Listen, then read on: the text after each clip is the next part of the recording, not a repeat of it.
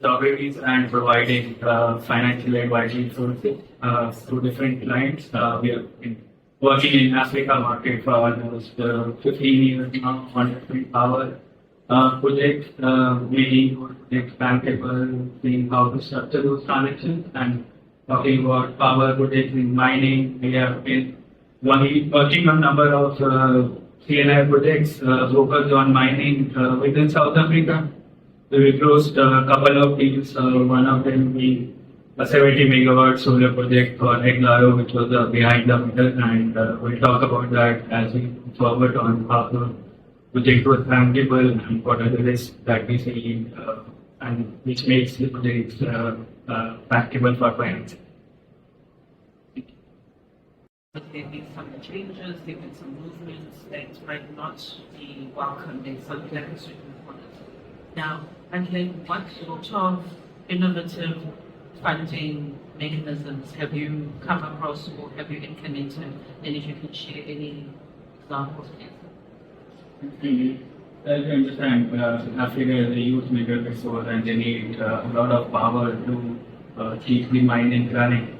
And as I think everyone on the panel has highlighted, we are moving from a utility-based structure to an open access market with private parties coming in and participating or making deals directly with private players. I think one of the examples, and as George has also highlighted, is looking at the example of South Africa, where the lenders were initially comfortable with guarantees from government, which is now moving to a private-to-private deal, in which also there are a number of different structures coming up, and with that the innovations coming up on the financing side. Earlier it used to be bilateral deals between private player and the mining companies, but with a long-term tenure.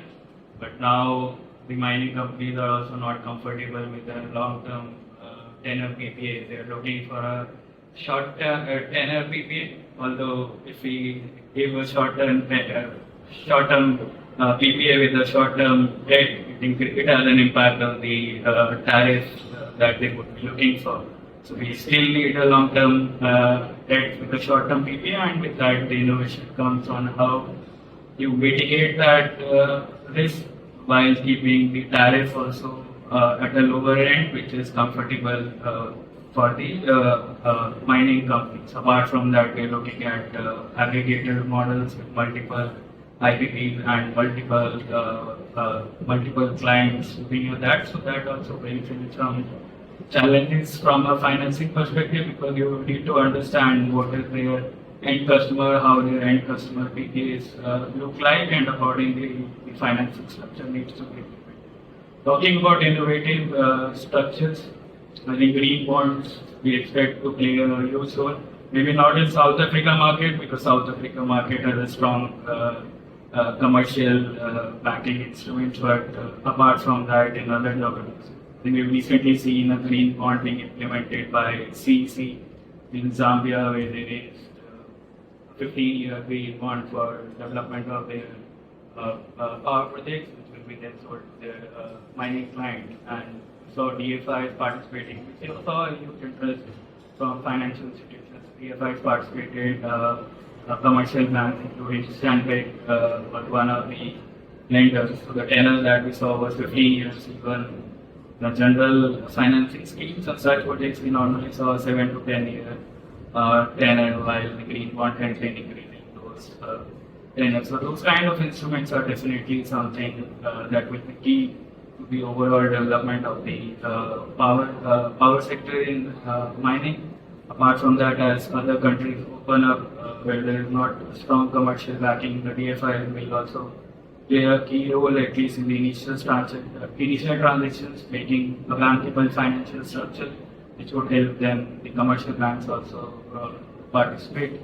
Apart from that, I think green bonds could also be applied in refinancing, with construction financing being provided by banks and then replacing with green bonds, which we have seen in other geographies happening. In Middle East is a unique or a structure that's been implemented for some time now.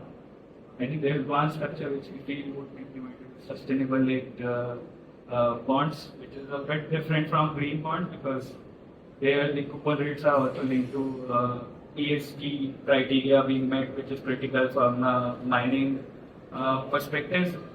Although such financing would be available to mining companies who are developing their own projects, and the coupon rate would be linked to your ESG goals, KPIs. If you don't meet, the coupon rate increases, and if you meet those goals, the coupon rate could be decreased. So such kind of innovative financing structure would come in play as the market grows, and considering the huge power requirement in mining, the normal vanilla financing structure may be limited to some extent. Just indulge me, and this is to my panel as a whole. You might have heard projects science. Now, I'm aware that there are challenges that are coming. There's not challenges, there's exciting things. But you also have regulatory changes that we are expecting. There are tariff changes, as Jaco actually mentioned earlier on. And now, how do you plan on navigating this with your clients? The regulatory challenges definitely play a key role to understand how the regulations work. I think within South Africa, we are seeing market opening up, generation license being removed for projects greater than 1 megawatt, and then the market opened creatively. Apart from that, in other geographies as well, Zambia has opened the market, and they brought in wheeling regulations which are critical for any IPPs to have the private. The understanding the wheeling framework, how those wheeling arrangements will work.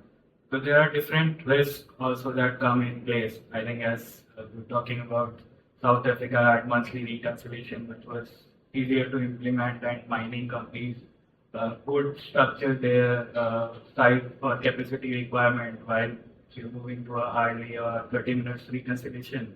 Those things would change, determining how or what capacity to take would be impacted on that. So they also need to balance the demand and this supply that they have. Apart from that, there are other risks also come in apart from regulatory challenges. On the PPA side, there are multiple risks that need to be evaluated. There is a short-term PPA compared to the life of mine. Determination risk also plays a critical role, as George highlighted. We don't have a normal termination payments on our mining projects. We have like 1 year or 2 years of liquidity reserve, which will be provided in case there is a termination happening. Those kind of risks would need to be evaluated along with regulatory challenges to see if back it with or not. So the panel up very shortly. If you've got any Q&A, please just get ready. Do we have a roving mic or roving mic?